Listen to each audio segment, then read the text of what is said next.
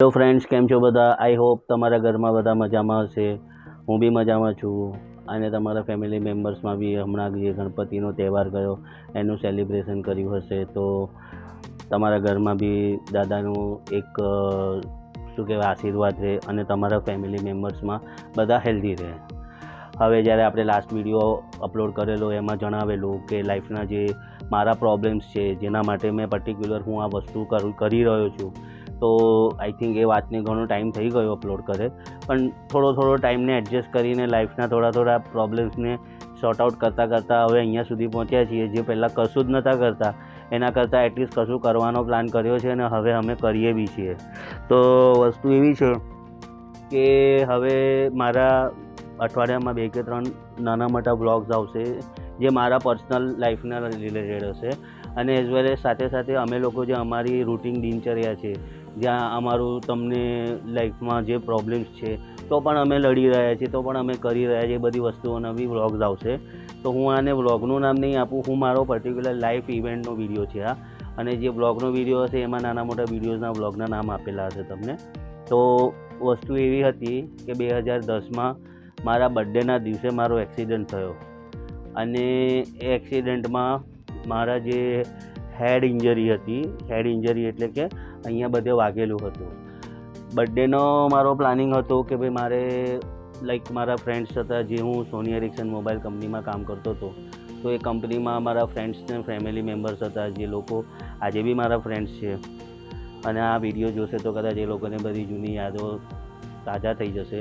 તો પ્લાનિંગમાં એવું હતું કે હું બર્થડેનો પ્લાન કરીશ, પણ સમહાઉ કોઈ રીઝનના વજહથી અમે લોકો મારા વેન્યુ પર ને જવાના રીઝનને લઈને ઝઘડો થયો મારો ફ્રેન્ડ સાથે, અને નામ નથી કહેવું મારે.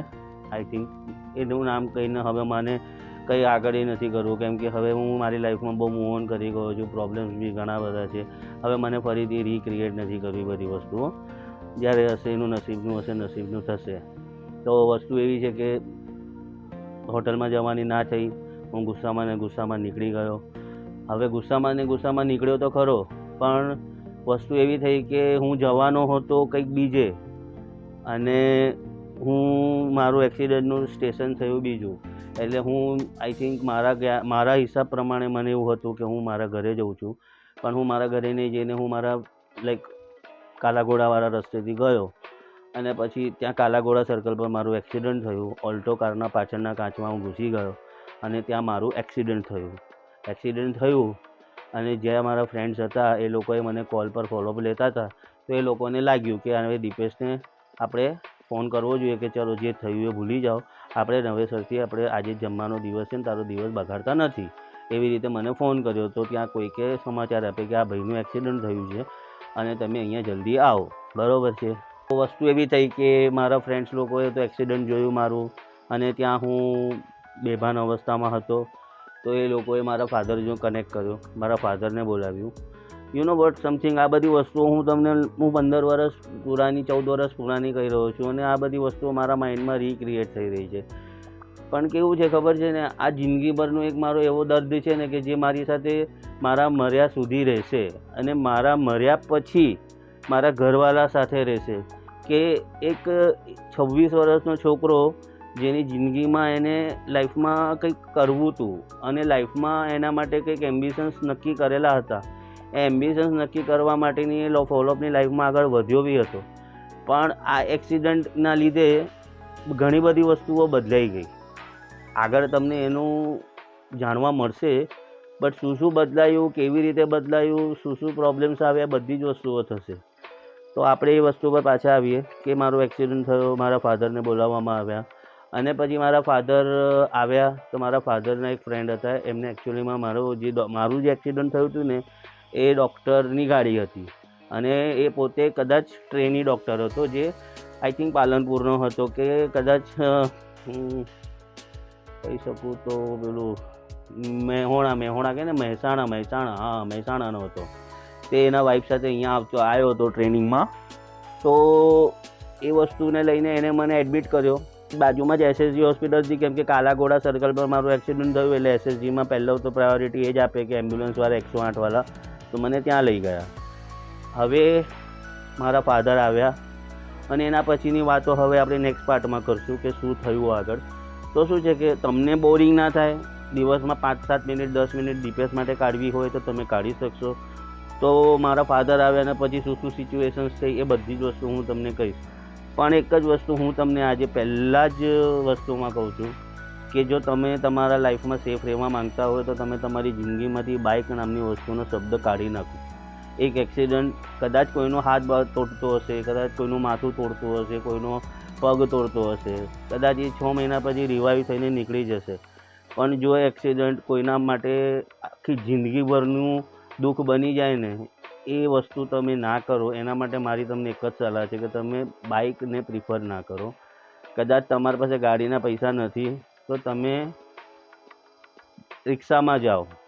હવે તો કેબ બી મળે છે ઓનલાઈન, તમે એના માટે પ્રિફર કરો. હું મારા વાઈફને મોકલું છું એક્ટિવા પર, મને બી ખબર છે કે હું ખોટું કરી રહ્યો છું, પણ એને મારા નિયર બાય 2-5 કિલોમીટરના સરાઉન્ડિંગમાં જ ફરાવું છું. નહીં તો બધા કહે છે કે તું તો તારા વાઈફને બધે મોકલે છે અને તું અમને સલાહ આપે છે. એવું નથી. સલાહ આપવી અને એને એપ્લાય કરીને ચાલવું એમાં ઘણો ફરક છે. એટલે હું મારા લાઈફમાં જે ભૂલો થઈ છે મેં મારા વાઈફને કીધું છે 20ની ઉપર તારે મારી સ્પીડ વધારવાની નથી. મારી કેટલી બી ઇમરજન્સી આવી જાય તારે 20ની ઉપર નથી જવાનું અને કમ્પલસરી ઝોન પર તારે લેફ્ટ સાઈડ પર ચલાવવાનું છે, બરાબર. ભલે 15 મિનિટ થશે તો હું તને નહીં કહું કે કેમ 15 મિનિટ થઈ, પણ મારો એક જ સવાલ છે અને મારી એક જ એનો સવાલનો જવાબ છે કે હા દીદી હું કરીશ. અને એને અત્યાર સુધી ફોલો કર્યું છે.